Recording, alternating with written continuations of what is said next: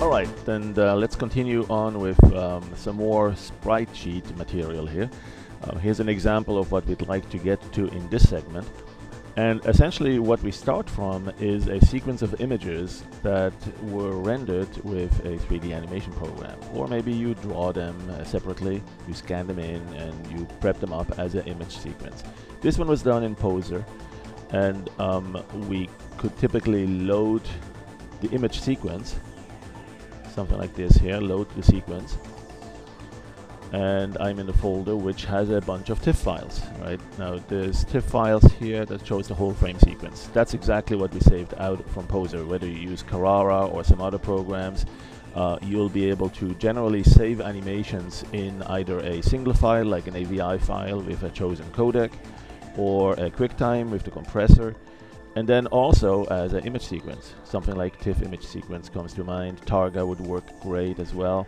Make sure you choose the right format here, TIFF, because otherwise you'll be seeing just the Targa files. By the way, there's a temp Targa that will probably sneak in here. We create that on the fly as we convert the files. So the files that you may have created are TIFFs. When you import them, we actually convert one image at a time to a Targa file and then load that. Our native loader is Targa TGA files. So select, shift click down there, or you can go and drag something like this to select all of these.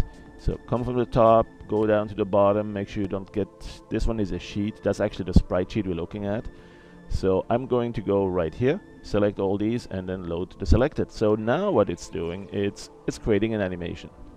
And it's loading each frame into that animation. It figured out how many frames we have selected, or how many files, and makes that, I think we have about 30. It's probably the default 30, the walk sequence that Poser gives you. And it was rendered against a blue background, but I think also with the alpha channel. So these TIFF images do have an alpha selection mask. However, when I load it in the animation, I ignore that. I'm only loading the RGB channel. And to check that, you can go here and let's say, where is it? There. You can store the alpha to see if there's any alpha. Well, yeah, there is. The whole image is selected though, right? So it's not, it doesn't have anything to mask the character, the running dude, from the rest of the image. And you know, to see whether actually it does have alpha, what you could do is if you load just a single image, you could do this. Let's say you take the first image here, and you can view them by thumbnail, so you can see the whole character sequence there. When you do this, you can choose one of these images, and or not. Where am I here? Why am I stuck here in Neverland? Okay, let's say I grab this one, open that, and I guess I'll be out of this in a heartbeat here. Okay, there we go. So it will remind you that you're about to lose the animation or the current image. And so I've loaded this image now, and it may not show that there is an alpha channel. The marching ants are not showing unless you go and enable it. So alpha on to show it. And sure enough, there is an alpha mask. You can also go to the store alpha to see that. And so here's our running dude, and that means that we do have a 32-bit image where the RGB, the colors are in the first 24, and then there's another 8-bit for the selection mask. Now, when we load this as an animation sequence, we ignore that.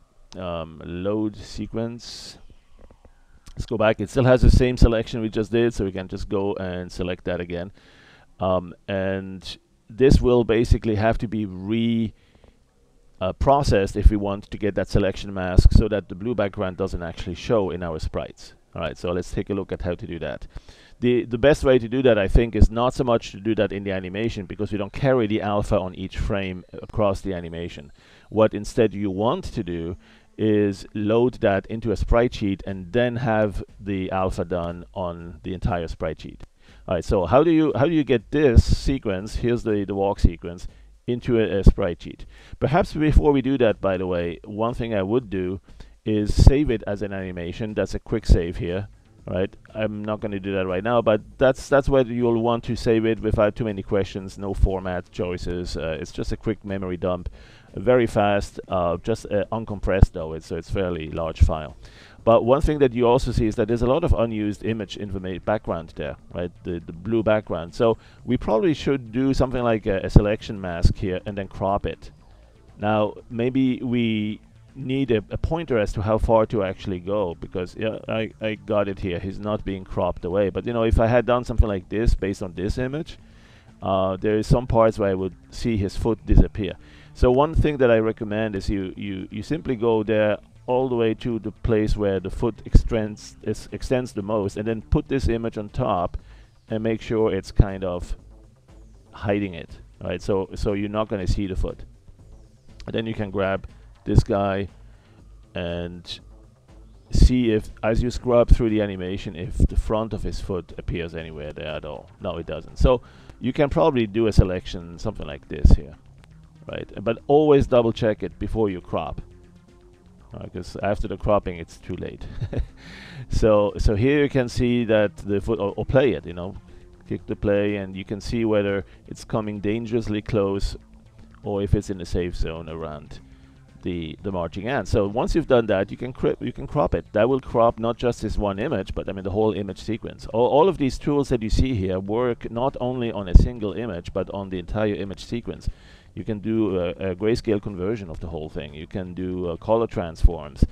You can do inversions, you know, expand the dynamic range, not just on one image. Like if you do this right here, it does it for this one image and then asks, do you want to apply that for the whole animation? So let's undo that and let's go and crop it. Let's go and crop it. There it is. There, crop to selection. All right. So now we have a sequence that's a little bit more well contained, but we still have the selection mask to create. And of course, first we need to convert this to a sprite sheet. All right. So we saw earlier that we have a tool that allows you to take an array and convert that to an animation. Now we're going to do the opposite of that. So array to animation was in the prior segment. Now we're going to do the opposite of that. And we are going to use for that a tool which is called Doggy Effects, the Doggy Special Effects Collection. This is actually a free plugin now, and even though it shows here as FX 1.0, it's I think at version 1.2, and you'll get it in the same on our website at thebest3d.com. If you go look for the Dog Waffle general information and the third-party plugins, the third-party plugins is where you'll see Doggy Effects. Once you've done that and installed Doggy Effects, you can launch it in a couple of ways. Again, you can, for instance, go to the Windows menu and find the plugins panel. Or if you have a version of Dog Waffle that supports and detects the presence of the Doggy Effects plugin, you will see it in the video collection, because there's basically a lot of video transition and special effects for video there. So you'll see there, Doggy Effects. I think you have to have the file at revision 1-0 or something like that. So if it doesn't show here, it's because you have actually version 1.2 and you kept it named as such. It's something weird about it. I don't quite remember. But when you launch Doggy Effects, whichever way you launch it, go to the Utilities panel, and there at the top you'll see Animation to Sprite Sheet. So we have an animation already, and you want to put it into a sprite sheet. Now, before you do that, if you're going to work with this animation a lot, while you're in Doggy Effects, I recommend you also store this animation. Right? You can attach to stored. You can basically say, well, I have some placeholder for up to 4 animations that you're working with. So you can say attach the stored to the left side of an animation. And that means to add it to an existing, or, well, just make it a new empty. Oh, no, this one's empty.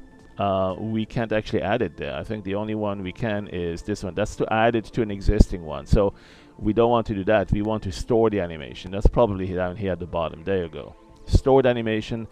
That allows you to say, let's put it here into this empty placeholder. So save it right there. And now this walk sequence is there. 30 frames.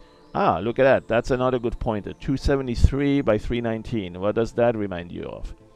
You're going to be in trouble if you try to save this in AVI with many codecs. Most codecs don't know how to properly play back a video that has odd numbers, right? That are multiples of, not multiples of 2. So you need to have them at least multiples of 2. So let's do one more thing, which is to go to the image menu and resample it. So we can say, no, we need something. Let's keep the constrain the aspect ratio, but make it a multiple of 2. Let's go down to 272. and you'll get also a even number for the height at that point. And it's probably good if you want to be safer with some of the codecs, make sure it can divide by 4 or divide by 8. Maybe something like 320 might be better, so you make it a little bit bigger. 320, let's see what we get there. 270. Well, maybe sometimes you'll need to go either recrop it or say, you know what, no harm done, I can go to 276 here and it won't look too much distorted, right? Again, it's art, it's not science. So here we go. Choose a good quality. Bicubic Plus is the latest one we've added in version 5, I think, or version 6. Yeah, version 5, I think, is where this came at. So make sure you convert it to that. So you now have the ability of saving it there, stored animation, and save it here. And you'll see as I replace it, as you override it here, it will go and it will be the new size, 276 by 320.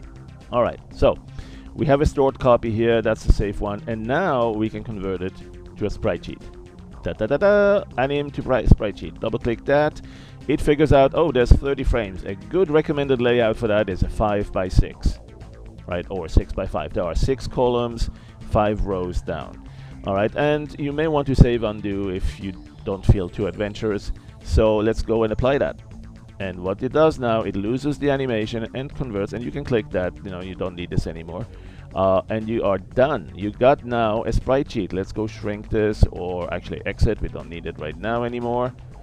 And there you go. So let's get the keyboard focus here and zoom out with my thumb wheel, or do 100%, or let's see, zoom to extend. So here's our sprite sheet. We got 30 frames inside a single image. But again, it didn't have the alpha channel to begin with, so now comes the phase where we need to perhaps also make the blue background transparent before we, for instance, load it into, save it into a TIFF file where we keep the alpha. Or we perhaps use it in the animated brushes. Right there, we can go to animated brush and take the animated to, or the array, take the array to an animated brush. This is kind of the counterpart to what we saw in the earlier, tutorial, where we had the plugin called Array to Animation, right? Well, similar to this, we have an animated brush option to take the array straight into the animated brush, right? In fact, let's do this right now without the alpha channel masking the selection. Okay, and then we'll do it again. So here we'll say how many